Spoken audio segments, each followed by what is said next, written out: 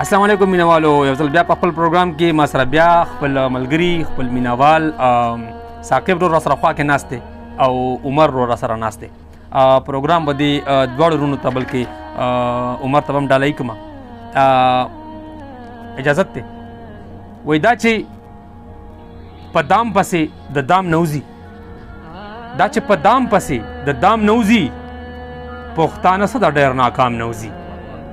قسم مات کو کروجه ماتوي، قسم مات کړو کروجه ماتوي، دا چې په جام پسې د جام نوځي.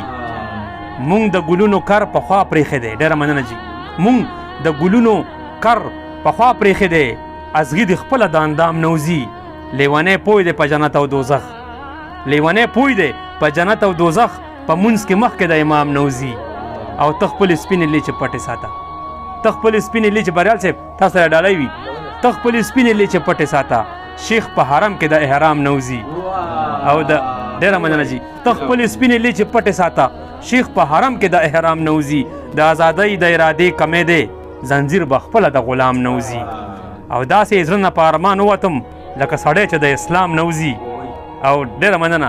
دا د بنګړو ټوټې د کور ته یوسه، منظر پې اوس د کلي کام نوځي. ډېره مننه جي. وایي په قرض چا بازار کې دا کلام به ډالۍ کړم محمد حسین نادان ته. په قرض چا بازار کې میخکې نه ورکولو، ښایست به د بیا دومره کابلی نه ورکولو. اختیار دې د سپرلي د داسې خلکو لاس ته ورکو، د لاس ازغي ویستو ته چا ازغی نه ورکولو. یو لاش ته مور جړل لکه موسی په جوش کې راغلم، مالکه دې سپېرې ته به د زوی نه ورکولو.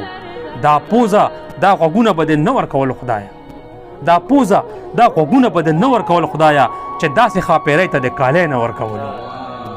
ملګرو ثقافت به را ژوندی شي اخر څنګه، ملګرو ثقافت به را ژوندی شي اخر څنګه، هغه راتله ګودر ته مور منګی نه ورکولو.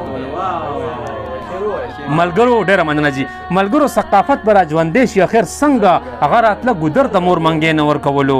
ته ګوره په کوڅو کې بنګړیوالو پسې غاپي، ته ګوره په کوڅو کې بنګړیوالو پسې غاپي، خان ډېر و که نه خان ته به د سپی نه ورکړو. ډېره مننه، ډېره مننه. ته ګوره په کوڅو کې بنګړیوالو پسې غاپي، خان ډېر و که نه خان ته به د سپی نه ورکولو. او اختر که د غریبې پښتنې نصیب کې نشته، اختر که د غریبې پښتنې نصیب کې نشته، څادر خو به د کم از کم پردی نه ورکولو. اختر که د غریبې پښتنې نصیب کې نشته، څادر خو به د کم از کم پردی نه ورکولو. منظر چې د بې حسو په وطن کې د پیدا کړو، مالکه نو ضمیر به د ژوندی نه ورکولو. یو کلام بل اجازت غواړم او طارق عزیز ته به ډالۍ کوم.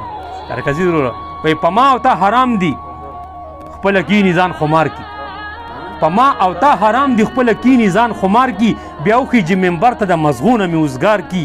په ما او تا یې بنده کړي، په خپله یې په جار کړي، ملا د خپله سم شي بیا د ما او تا په لار کړي. یوه د انسانیت چغه دې را کړي، بیا سبا دی والله که دریا په دې اذان خو مې بیدار کړي. حیران شمه چې هوري خو په سپینه ګیره غواړي، چې جنګ په وطن راشي بیا زما بچی تیار کړي.